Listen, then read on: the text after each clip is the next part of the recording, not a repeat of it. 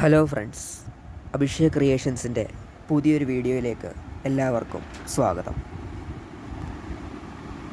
യസഹേൽ എന്ന കഥയുടെ രണ്ടാമത്തെ എപ്പിസോഡാണ് ഈ വീഡിയോ. ഒന്നാമത്തെ എപ്പിസോഡ് കാണാത്തവർ അത് കണ്ട ശേഷം ഈ വീഡിയോ കാണുക. ഈ ചാനൽ സബ്സ്ക്രൈബ് ചെയ്യാത്തവർ സബ്സ്ക്രൈബ് ചെയ്യുക. വീഡിയോ ലൈക്ക് ചെയ്ത് നിങ്ങളുടെ കൂടുതൽ കമൻറ്റുകൾ കൂടി രേഖപ്പെടുത്തുമല്ലോ. നമുക്ക് രണ്ടാമത്തെ എപ്പിസോഡിൻ്റെ ഭാഗങ്ങളിലേക്ക് കടക്കാം. ഈ കേസ് വഴിത്തിരിവിലേക്കെത്താൻ കുറച്ച് നാളുകൾ കൂടി മതിയെന്ന ഉറപ്പ് പോൾ പാർക്കറിന് ഉണ്ട്. ഷെർലക് ഹോംസ് എന്ന കുറ്റാന്വേഷകൻ്റെ നോവലുകൾ വായിക്കുന്നത് പോൾ പാർക്കറിന് വലിയ ഇഷ്ടമായിരുന്നു.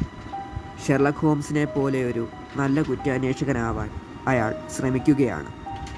ഇങ്ങനെയിരിക്കെ ഒരു ദിവസം ഒരു വയസ്സ് ചെന്ന മനുഷ്യൻ പോൾ പാർക്കറിൻ്റെ വീടിന് വാതിലിൽ മുട്ടി.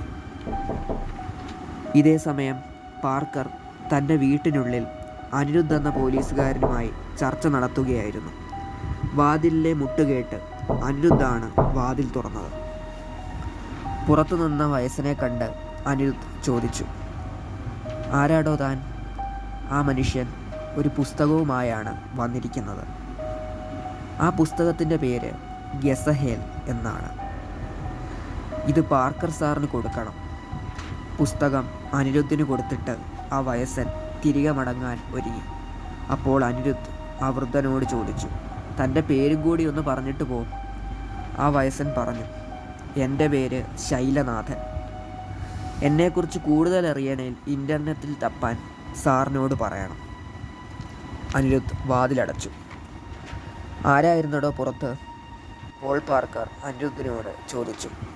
"ഒരു വയസ്സനായിരുന്നു, ഏതോ ഒരു ശൈലനാഥൻ. ദാ യസഹേൽ എന്നൊരു പുസ്തകവുമായ അയാൾ വന്നത്." യസഹേൽ, ഈ പേര് ഞാൻ മുമ്പ് എവിടെയോ കേട്ടിട്ടുണ്ടോ? താൻ ആ പുസ്തകം ഇങ്ങി തന്നെ, ഞാനൊന്ന് വായിച്ചു നോക്കട്ടെ." അനിരുദ്ധ് ഉടനെ തന്നെ പുസ്തകം പോൾ പാർക്കറിന് കൊടുത്തു. "അല്ലേലും ഈ പുസ്തകം സാറിനുള്ളതാണ്." അങ്ങനെ ആ പുസ്തകം കുറേ നാളായിട്ട് പാർക്കർ കൊണ്ടു നടന്ന് വായിക്കുകയാണ്. കുറേ ദുരാത്മാക്കൾ പറയുന്ന കഥ എന്ന രീതിയിലാണ് പുസ്തകത്തിലെ എഴുത്ത്. "എത്രയും പെട്ടെന്ന് പൊട്ടക്കിണറ്റിൽ നിന്നും ഞങ്ങളെ സ്വതന്ത്രരാക്കൂ" എന്ന് ദുരാത്മാക്കൾ പറയുന്ന രീതിയിലാണ് പുസ്തകം. പെട്ടെന്ന് പോൾ പാർക്കർ ഇൻ്റർനെറ്റിൽ ശൈലനാഥൻ്റെ വിവരങ്ങൾ തപ്പി. പാർക്കർ ഞെട്ടിത്തെറിച്ചു പോയി. ശൈലനാഥൻ എന്നയാൾ യസഹേൽ എന്ന പുസ്തകം എഴുതിയ മനുഷ്യൻ 6 വർഷങ്ങൾക്ക് മുമ്പ് മരിച്ച മനുഷ്യനാണ്. അപ്പോൾ ദുരാത്മാക്കളെല്ലാം പാർക്കറിന് പിറകെയുണ്ടെന്ന് അയാൾ മനസ്സിലാക്കി. ഇതൊരു നിഗൂഢമായ കേസ് തന്നെയാണ്. ഒന്നും അത്ര പിടികിട്ടുന്നില്ല. ഈ കിണർ പണിതതാരാണ്? അയാൾ എന്തിന് ഈ കിണർ പണിതു എന്നതിനെക്കുറിച്ച് കൂടുതൽ വ്യക്തത ലഭിക്കേണ്ടതുണ്ട്. പാർക്കർ കിണറ്റിനുള്ളിൽ നിന്നും കൂടുതൽ സാധനങ്ങൾ ഖനനം ചെയ്തെടുക്കാൻ തീരുമാനിച്ചു. ആ കിണറിനുള്ളിൽ ഇനി എന്തൊക്കെ കാണുമെന്ന് അറിയാനുള്ള ആകാംക്ഷ പോൾ പാർക്കറിനും അതേപോലെ തന്നെ ഈ കേസിൻ്റെ പുറകെ നടക്കുന്ന മാധ്യമപ്രവർത്തകർക്കും ഉണ്ടായിരുന്നു. ചിലപ്പോൾ താൻ ഇന്നലെ സ്വപ്നത്തിൽ കണ്ട ആ വല്യമ്മയും ഇന്ന് വന്ന ആ ദുരാത്മാവായ മനുഷ്യനും ആ കിണറ്റിൽ വീണ് ദുർമരണപ്പെട്ടവർ ആയിരിക്കാം. പോൾ പാർക്കർ കണക്കുകൂട്ടി. അങ്ങനെ ഒരു ദിവസം അനിരുദ്ധും പാർക്കറും കൂടി പൊട്ടക്കിണറ്റിൻ്റെ അടുത്ത് ചെന്ന് നിന്നു. അവർ തമ്മിൽ ഇവിടെ എന്തൊക്കെ നിഗൂഢതകൾ ഉണ്ടാവുമെന്ന കാര്യത്തെപ്പറ്റി ചർച്ച ചെയ്യുക ആയിരുന്നു. "സാറേ, ഈ കിണറിന് നല്ല ആഴമുണ്ടല്ലോ." അതിലേക്ക് എത്തി നോക്കിക്കൊണ്ട് അനിരുദ്ധ് പറഞ്ഞു. "ആഴം മാത്രമല്ലടോ, കേട്ടാൽ അറയ്ക്കുന്ന പലതും അതിലുണ്ടാവും. നമുക്ക് തപ്പിയെടുക്കണ്ടേയെല്ലാം. താനൊന്ന് വെയിറ്റ് ചെയ്യേ." പോൾ പാർക്കർ അനിരുദ്ധിനോട് പറഞ്ഞു. പെട്ടെന്ന് എന്തോ ഒരു കാന്തശക്തി അയാളെ വലിച്ചെടുക്കുന്നത് പോലെ അനിരുദ്ധ് ആ കിണറിലേക്ക് വീണു. അയാൾ പൂർണ്ണമായും ആ കിണറ്റിലേക്ക് പോയെന്ന് പാർക്കർ ഭയന്നു. പക്ഷേ അവിടെ അടുത്തുണ്ടായിരുന്ന ഒരു കല്ലിൽ പിടിച്ച് അനിരുദ്ധ് തൂങ്ങിക്കിടക്കുകയായിരുന്നു. "എന്നെ രക്ഷിക്കു സാറേ!" അയാൾ കിണറ്റിൽ കിടന്ന് അലറി. പാർക്കർ തൻ്റെ ഇടതുകൈ അയാൾക്ക് നേരെ നീട്ടി. "അനിരുദ്ധേ, ഈ കയ്യിൽ പിടിക്ക്." അനിരുദ്ധ് പതുക്കെ എത്തിവലിഞ്ഞ് പാർക്കറിൻ്റെ കയ്യിലേക്ക് പിടിച്ചു. പാർക്കർ അയാളെ മുൻപിലേക്ക് വലിച്ചു കയറ്റാൻ ശ്രമിക്കുകയാണ്.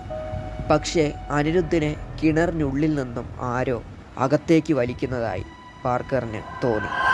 എന്തോ ഒരു ശക്തി അനിരുദ്ധിനെ പിന്നിലേക്ക് വലിക്കുന്നതായി അയാൾക്ക് ശരിക്കും അനുഭവപ്പെട്ടു. അങ്ങനെ ഒടുവിൽ ഒരു വിധത്തിൽ പാർക്കർ അയാളെ പുറത്തെത്തിച്ചു. "സാറേ, ഇനി നമുക്കിവിടെ നിൽക്കണ്ട, ഞാൻ എൻ്റെ ജീവനും കൊണ്ട് പോവുക." അനിരുദ്ധ് അവിടെ നിന്നും ഓടാൻ ശ്രമിച്ചു. പെട്ടെന്ന് ആ ചുറ്റുഭാഗം കുലുങ്ങാൻ തുടങ്ങി. പൊട്ടക്കിണറിൻ്റെ അടുത്തുള്ള പ്രദേശമെല്ലാം ഭൂമി കുലുക്കം പോലെ കിടുകിട വിറയ്ക്കുകയാണ്. അനിരുദ്ധും പോൾ പാർക്കറും കുലുക്കത്തെ തുടർന്ന് നിലത്തു വീണു. അവർ അവിടെ നിന്നും എഴുന്നേറ്റ് ഓടി. പക്ഷേ കുലുക്കം ഭയാനകമായിരുന്നു. ഭൂമി തന്നെ കുലുങ്ങുകയാണെന്ന് പോൾ പാർക്കറിന് തോന്നി. അവർ തുടർച്ചയായി നിലത്ത് വീണുകൊണ്ടിരുന്നു. പോൾ പാർക്കർ ഒരു മരത്തെ പിടിച്ച് എഴുന്നേറ്റു. അവർ രണ്ടുപേരും ഇരുകൈയും നീട്ടിപ്പിടിച്ച് ഓടാൻ തുടങ്ങി. അന്ന് രാത്രിയിൽ പോൾ പാർക്കർ ഒറ്റയ്ക്ക് ആ പൊട്ടക്കിണറ്റിനടുത്ത് ചെന്നു. അകത്തേക്ക് ടോർച്ചടിച്ചു. അതാ കിണറിനടിയിൽ നിന്നും കുറേ പുഴുത്തളിഞ്ഞ കൈക്കുഞ്ഞുങ്ങൾ പൊങ്ങി വരുന്നു. ഇത് കണ്ട് പാർക്കർ അറച്ചുപോയി. അയാൾ നോക്കുമ്പോൾ കിണറ്റിൽ നിന്നും ആ കുട്ടികൾ പുഴുത്തളിഞ്ഞ് കയറി വരികയാണ്. അയാൾ അവിടെ നിന്നും പിന്നോട്ടാഞ്ഞു. ആ കുഞ്ഞുങ്ങളെല്ലാം കിണറിന് വെളിയിലേക്ക് വരികയും അവർ ഭീകരം രൂപികളായ ചെന്നായ്ക്കളായി മാറുകയും ചെയ്തു. പാർക്കർ വേഗത്തിൽ വീട് ലക്ഷ്യം വെച്ച് ഓടാൻ തുടങ്ങി. പിറകെ ആ ഭീകരരൂപികളായ ചെന്നായ്ക്കളും. അവർ അലറിക്കൊണ്ട് പാർക്കറിൻ്റെ മാംസത്തിനായി അയാളുടെ പിറകെ ഓടുകയാണ്. ഒടുവിൽ പാർക്കർ വീട്ടിനുള്ളിൽ കയറി വാതിലടച്ചു. ചെന്നായ്ക്കൾ പിറകെ തന്നെ വന്ന് ആ വാതിലിനിട്ട് ആഞ്ഞു തട്ടുകയാണ് വാതിൽ പൊളിക്കാനായി. പക്ഷേ കുറച്ചു കഴിഞ്ഞ് ശബ്ദം നിലച്ചു. അയാൾക്ക് സമാധാനമായി. രാവിലെ വീടിൻ്റെ വെളിയിൽ വാതിൽ തുറന്നപ്പോൾ പാർക്കറിനെ കാത്ത് ഒരു കത്ത് നിലത്ത് കിടപ്പുണ്ടായിരുന്നു. പോൾ പാർക്കർ കത്ത് പതിയെ തുറന്നു. അതിൽ ചുമല മഷികൾ കൊണ്ട് ഇങ്ങനെ എഴുതിയിരിക്കുന്നു: "ഇന്ന് കത്തിൽ പറഞ്ഞിരിക്കുന്ന സ്ഥലത്ത് വരണമെന്നും അവിടെ കേസിന് പ്രധാനപ്പെട്ട ഒരു വ്യക്തി ഉണ്ടെന്നും ആ വ്യക്തിയെ സന്ദർശിച്ചാൽ ഈ കേസ് എന്നേക്കുമായി അവസാനിക്കുമെന്നും കത്തിൽ എഴുതിയിരിക്കുന്നു."